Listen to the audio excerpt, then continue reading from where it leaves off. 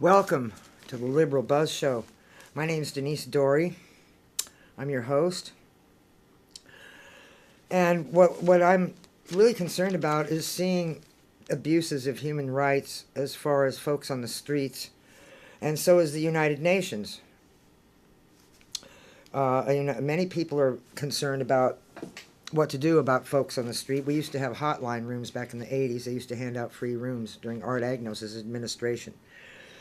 Well, right now, we're labeled the most cruel, one of the cruelest places in the world by, a woman named Lilani Farha, who represents the United Nations.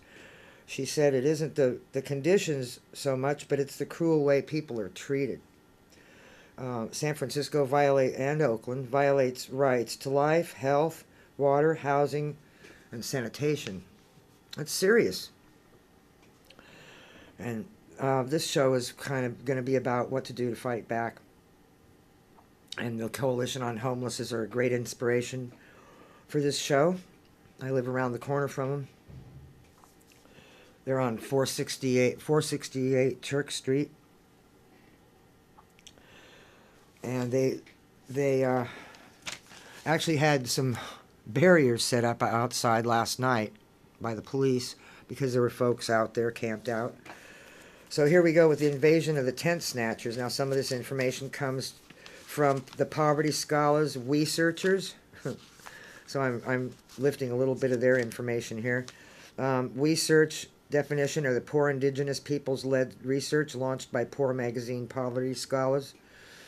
And they wanted to be on the show. I didn't call them because, I just had a lot to do with my family, because I've got things going on with my family right now, but have a little bit to do with some of this, losing their rights and stuff like that. So anyway, in October of 2018, poor unhoused San Francisco residents of San Francisco collected data on the 110 tents and belongings seized under the new mayoral administration of London Breed.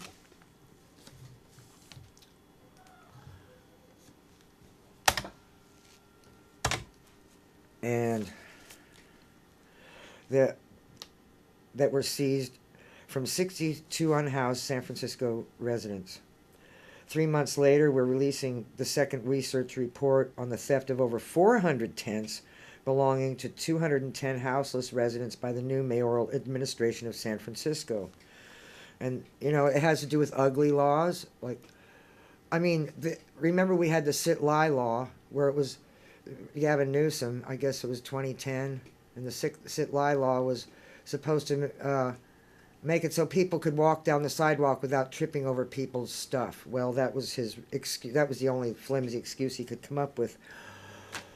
And since then, you see restaurant tables blocking sidewalks and no one bats an eyelash. But anyway, it's just very hypocritical, isn't it? Very classist. So the demographics of the folks whose tents were snatched were 65% were African or mixed African descent. 35 were Raza, indigenous, mixed race, white, or others. And 30% were 60 to 75 years old. 70% were 30 to 45%. 70% were men. 27% women. 25% trans and non-gender conforming. So, and get this, 80% are living with untreated psychological disabilities. And some of them are just caused by living in the streets. So, some of them are 70% with physical disabilities. So this information comes from statistics that we can take so that we can hand people the information about what to do about what's actually happening out there, because if we don't tell them, how is anyone going to know if we don't keep track of it? So for that, there's some forms that we can distribute. You can get them at 468 Turk Street.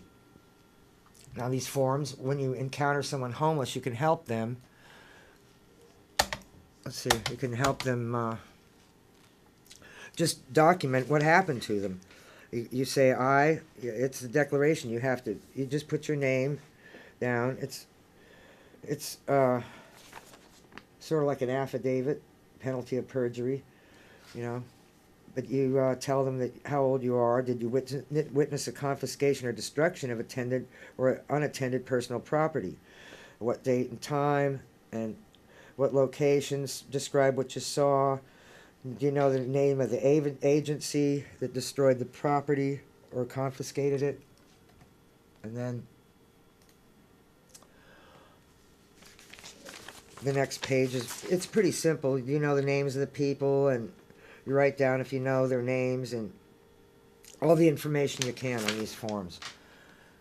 And you can get them at the Coalition on Homelessness. And was your person, if it was your personal property, did you get it back? And just, we have to document these things. And silence is, not going to help us. So, and you let them know all about yourself, as much as you feel comfortable telling them. And see, the people in the street sheet, the street sheet has a good article this month about confiscation, how street people are treated. The concept of equating unhoused human being bodies and our lifelong belongings with trash to be swept, seized, discarded, or absconded with by the same agency that picks up the trash off the road, followed up with a punitive gun-toting agency such as the police or sheriff to enforce the dehumanizing of unhoused, unroofed humans. And to think that 1,134 are on the shelter wait list, and there's probably more, and that was in, when was this? Oh, it was March 15th, as of March 15th. So there's that. So the guide to collecting this data is pretty straightforward. The Coalition on Homelessness is working with legal aid groups to sue and pressure the city to follow their policies. Handling property of homeless people, because, it's just, somebody's got to police these folks, because the police aren't doing it, are they?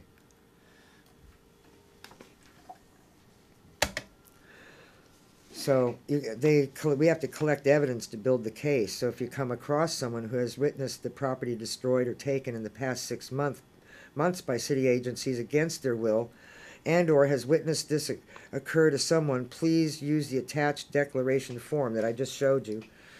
And you can get it 468 Turk Street to record the signed testimony. If the person's willing to be filmed or audio recorded, that would be great. So take videos with your smartphone.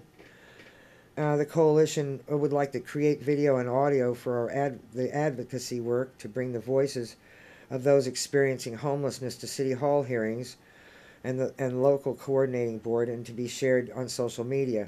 If you record any audio or film, please also have participants sign the video release form. That's big. And there's a video release form when you go to the Coalition on Homelessness to get the forms on 468 Turk Street. Then you can scan them and send them to Kelly Cutler at the Coalition on Homelessness, which is the same place, 468 Turk. And see, when you're approaching someone, sometimes I don't know, they might be sensitive or freak out. You just smile, be really kind, because they're used to being harassed, I'm sure. A lot of people have heard from others and believe that they have, and others have lost property from the city agencies. But we're just collecting testimony from those who directly witnessed this occurring. So we got that's the first thing they've got to know. Look, I just want to know what they're doing to you, and put them at ease. Maybe even bring them something to eat if you've got it. Bottle of water. And if they do agree to have their testimony recorded, use the questions from the declaration to get more details. There's about 6-7 pages of questions that you can ask them. and then give them their property rights handout, which is this. This is a handout you can get from the Coalition on Homelessness. It's just a little fold-out leaflet. Know your property rights. So, 468 Turk Street, cross street's Larkin. So some of those rights include, if DPW says they need to clean now and the owner of the tent's gone, you know, you can document the process and see if they deviate from the official policy. You know, send videos, photos, and send that to, you know, the lady Kelly Cutler, or you can just take it in to them. 468 Turk. I'll keep saying it. Ask the Department of Public Works if they can clean around the tent instead of confiscating it, because, you know, they might not have to, you know, just confiscate it. They could just clean it. Say, hey, can you straighten this up around a little bit, make it look better so people don't get mad, and, you know, the neighbors and whatnot. And if they say they can't, then you tell them this property isn't abandoned and ask them to bag and tag the contents. But the staff's required to provide information, you know, and on how and where the items may be retrieved, including a tag number. And that's where we're saying they're deviating from protocol. The staff is required to post a post removal notice in the area. So if they don't, we've got to report that too. And there's a line on the form that I just showed you. And to prevent SFPD or DPW from taking your property, you know, you have to take off for a doctor's appointment or go grab a cup of coffee and hope that nobody messes with it. You know, post a sign on the tent and say and the belongings, they're not abandoned, they're of value and they're mine. You know, have someone tell DPW that this property isn't abandoned. You know, if somebody's can hang out there for you while you have to leave, and if you leave your tent or other property in an orderly fashion, you know, free of things that can be considered a health or safety risk. Oh, I don't know, just clean up the area around, even though they didn't make the mess, you know, that helps a lot. And San Francisco, I mean, how do they decide? I mean, the police really aren't obligated to protect us. Let's get that straight right now. They're allowed to pick and choose who to protect. Say there's a whole crowd of people on the street, and say they had a call, and they're responding to a call that maybe they don't know enough about, and who to pursue and who to protect. And the only people they really are sworn to protect are people in their custody already. So there you go. So creepy. And leave your tent and other property in an orderly fashion. Just make it look nice. You know, I've seen people that do, you know, I know it's not always possible. And how do they decide if you don't want your stuff? I mean, unattended, if the owner is there and says it's yours, they can't say it's unattended. Or the owner returns while the property is being collected and says it's theirs. Then they can't, you know, if you can beat them to it, maybe they won't take it. So if it's stored in a way that looks like the owner intends to come back, that's how they decide, you know, if you want your stuff. So if the property is, if there's someone else, like I said, you know, or even a pet, pets, that's a gray area. Pets get harassed a lot. It's sad by the police. I heard of them getting shot. I mean, no toxic sharp needles and chemicals, or, you know, perishable food and rodents, furniture, trash, garbage, debris, illegal stuff, stolen property. You know, all that stuff will get the cops on you. So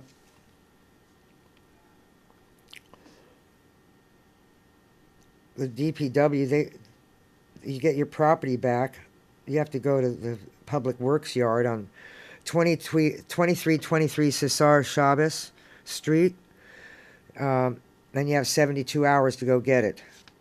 After 72 hours, then you have to go to the operation yards to retrieve it. And they store it for 90 days and then throw it out. So after 3 months. I'm not saying that's exactly what they're going to do, but I'm just saying that's what they say will happen. And they've got a new policy, yeah. A London breed didn't really, it's continued a pattern since Willie Brown. And Gavin Newsom didn't help. Art Agnos was really the last caring mayor we've had quite a number of years. I can think of. Sometimes carrying this stuff around.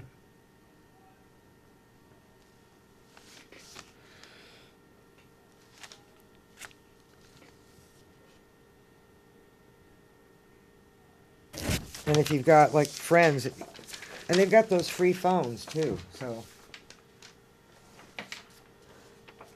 See, the cease and desist demand. The findings are like cease and desist in the taking of our enclosures and belongings. The U.S. unhoused people of San Francisco are asking for our land so we can build our own self-determined projects.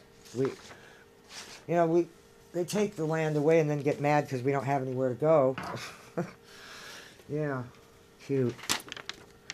So remember, stop by the Coalition on Homelessness, 468 Turk Street. They're a big help. Let's see, I've got, how much, oh, there's 2 minutes. Okay. I've still got time.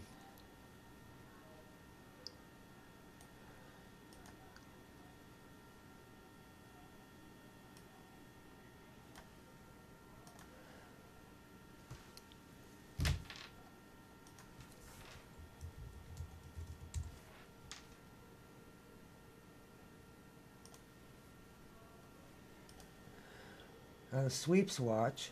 That's what I'm talking about, the Sweeps Watch. That's what this show is about. Now, I know winter's over, but it was funny how they were, as soon as it started raining hard, they'd start snatching tents. It's creepy, so we've got that going on.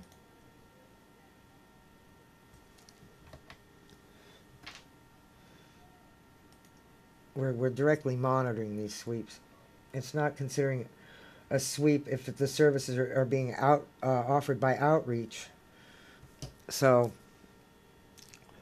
the role of an observer, an ally to encampment residents, there are usually no need to speak to SFPD or DPW or argue with them or be confrontational, because it'll just escalate the whole it'll just, then they will get out the handcuffs and the billy clubs. So it makes it worse for folks who are already in a bad situation. And they're mostly working class folks, the DPW, Department of Public Works, who just want to make a living, and they're not the target, really. We have to go to City Hall. The rights of onlookers allow you to be able to listen and document conversations between police and suspects and act as a witness. And our job is to document what's going on, not to interfere or antagonize the cops. And if you encounter a sweep, assess the situation and approach slowly when appropriate. Introduce yourself to encampment residents. Ask if it's a sweep or cleaning. Ask how you can help them. What to document. Time, date, and location. Estimated number of encampment residents, tents, tiny homes. Who's doing the encampment sweep? SFPD, CHP, California Highway Patrol. I saw that actually today. I didn't think that was the first time I remember ever seeing them. Department of Public Works or Caltrans. So if you're having a conversation with an encampment resident, ask them, if you like, to what has DPW or SFPD told them? Are you being told to move along? You can ask them where they're being told to move to, or has the homeless outreach team or HOT team or the encampment resolution team been out there, and did anyone offer you any services or resources? Because some people, they're in crisis during an encampment sweep, and asking these questions may not be appropriate, but just ask them to, just watch if you can't actually, stop the encounter, because you often won't be able to. So that's all I'm saying. And thanks for listening. Buy a street sheet. It's good reading. $2. Learn a lot from it. Thanks for watching. Cheers. It's